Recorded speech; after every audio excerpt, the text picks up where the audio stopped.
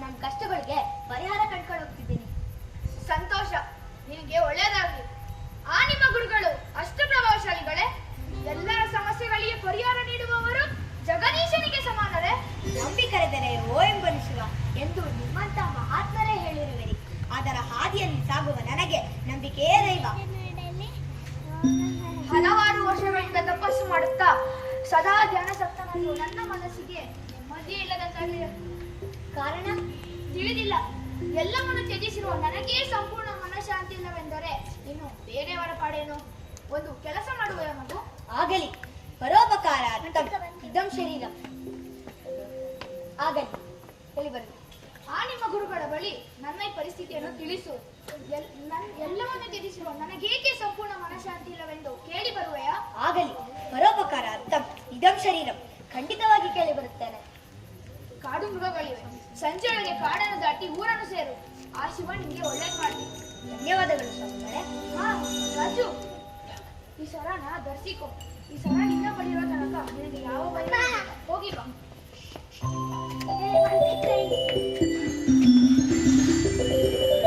ಹೇ ರಾಜು, ಭಕ್ತರು ಅವ್ರ ದೊಡ್ಡ ಬುಟ್ಟಿಯಲ್ಲಿ ಎಷ್ಟೊಂದು ಹಣ್ಣು ತಂದಿದ್ದಲ್ವಾ? ಮಾವಿನ ಹಣ್ಣು ಎಷ್ಟು ದಪ್ಪಕ್ಕಿತ್ತಲ್ವಾ? ಏನ್ ಸುವಾಸನೆ ಅಲ್ವಾ? ಆದ್ರೆ ಗುರುಗಳು ಆ ಬುಟ್ಟಿನ ಸ್ವೀಕರಿಸದೆ ಒಂದ್ ಮಾವಿನ ಹಣ್ಣು ತಗೊಂಡ್ಬಿಟ್ಟು ಆ ಬುಟ್ಟಿನ ಅವ್ರಿಗೆ ಹಿಂದಿರುಗಿಸ್ಬಿಟ್ರು.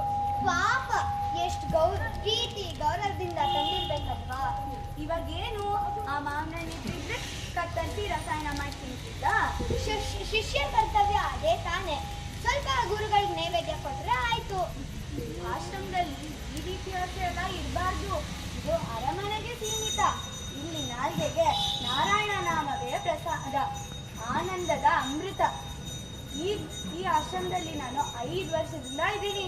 ನಾನು ಬಂದ್ ಕೇವಲ ಒಂದೇ ತಿಂಗಳಾಯ್ತು. ಇನ್ನ ಪಕ್ವವಾಗ್ಬೇಕು. ಸರಿ ತಡಿ, ಅಲ್ಲಿ ಯಾರೋ ಬರ್ತಿದ್ದಾರೆ.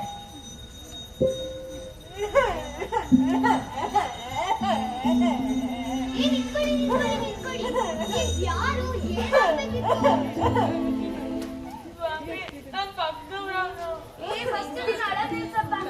ಏನು ಅರ್ಥ ಆಗ್ತಿಲ್ಲ.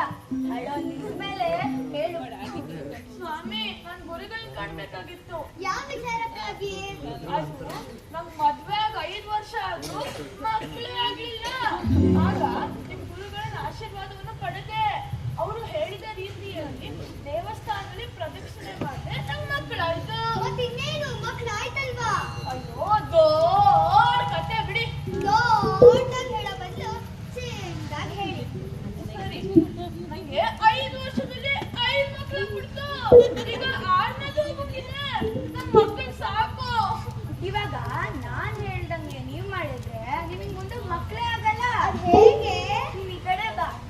ನಿಮ್ಗೆ ಗುರುಗಳು ಯಾವ ಮಂತ್ರನ ಉಪದೇಶ ಮಾಡಿದ್ರು? ಅದು ಯಾರು ಹೇಳ್ಬಾರ್ದಂತೆ. ನಿಮ್ಗೆ ಗುರುಗಳು ಯಾವ ಮಂತ್ರನ ಉಪದೇಶ ಮಾಡಿದ್ರು? ದೇವಸ್ಥಾನದಲ್ಲಿ ಹೋಗಿ ಪ್ರದಕ್ಷಿಣೆ ಹಾಕೊಂಡು ಹೇಳಿದ ಪ್ರಭಾವಕ್ಕೆ ನಿಮ್ಗೆ ಮಕ್ಕಳಾಯ್ತು ತಾನೇ?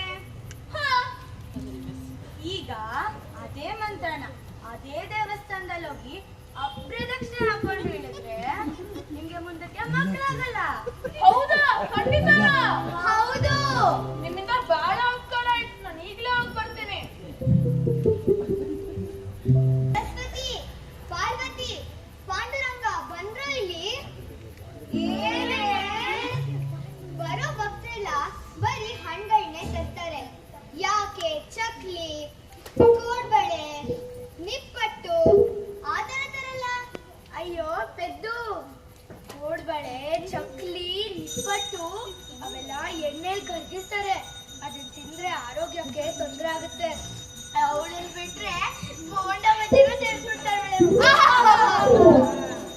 ಮತ್ ಏನಕ್ಕೆ ತುಪ್ಪದಲ್ಲಿ ಮಾಡಿರೋ ಮೈಸೂರು ಪಾಕು, ಕೋಡ್ಬಳೆ ತರ ತರಲ್ಲ. ಇದು ಒಳ್ಳೆ ಸೂಚನೆ. ಆದ್ರೆ ಭಕ್ತರಿಗೆ ಹೇಗೆ ಹೇಳೋದು? ದೇವರಿಗೆ ತುಪ್ಪ ದೀಪ ಹಚ್ತೀವಿ, ಹಾಗೆ ಗುರುಗಳಿಗೆ ಬೇಡ ಬೇಡ ಬೇಡ. ಈ ವಿಷಯ ಏನಾದ್ರೂ ಗುರುಗಳ ತಿಳಿದ್ರೆ ನಮ್ಮ ಮಠದಿಂದ ಹೊರಗಡೆ ಹಾಕ್ಬಿಡ್ತಾರೆ. ಭಕ್ತರು ಹಣ್ಣುಗಳು ಕೊಟ್ರೆ ಗುರುಗಳೇನು ಹೇಳಲ್ಲ. ಆದ್ರೆ ಎಲ್ಲಾ ಭಕ್ತರು ಬರೇ ಬಾಳೆಹಣ್ಣು, ಮೋಸಂಬಿ, ಕಿತ್ಲೆ, ಮಾವು, ನಿಂಬೆ ಅಂತ ಚಿಕ್ಕ ಚಿಕ್ಕ ಹಣ್ಣುಗಳೇ ಕೊಡ್ತಾರೆ. ಅದ್ರ ಬದಲು ದೊಡ್ಡದಾದ ಕರ್ಬೂಜ, ಕಲಂಗಡಿ ಹಣ್ಣು, ಹಣ್ಣು ಅಂತ ಕೊಟ್ರೆ ಎಷ್ಟು ಚೆನ್ನಾಗಿರುತ್ತೆ. ತುಂಬಾ ದಿನ ಆಯ್ತು ಅದನ್ನ ತಿಂದು. ನನಗೆ ಹಲಸಿನ ನನಗೆ ತುಂಬಾ ಇಷ್ಟ. ಆದರೆ ಭಕ್ತಯ್ಯ ಅದನ್ನು ತುಂಬಾ ಬಾಯ ಇದೆ, ತಗೊಂಡ್ ಬರಕ್ ಹೇಳಿದ್ದೆ, ನಾನೇನೆ ಹೋಗಿದ್ದಾಯ್ತೀನಿ.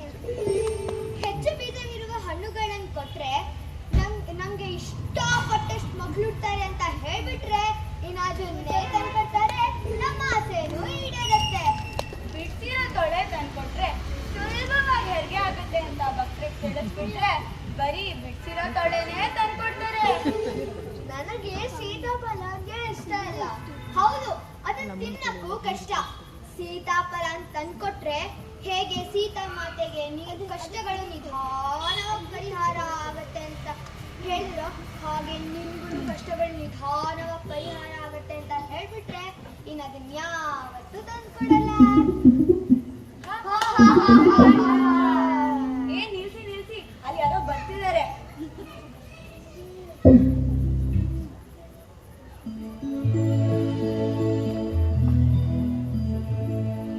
ನಮಸ್ಕಾರ.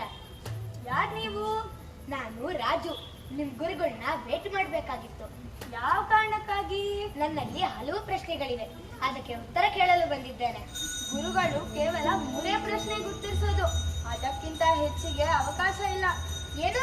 ಕೇವಲ 3 ಪ್ರಶ್ನೆಗಳಿಗೆ ಮಾತ್ರ? ಆಗಲಿ, ನಿಮ್ಮ ನಿಯಮವನ್ನು ಅನುಸರಿಸುತ್ತೇನೆ. ಸರಿ, ಬನ್ನಿ.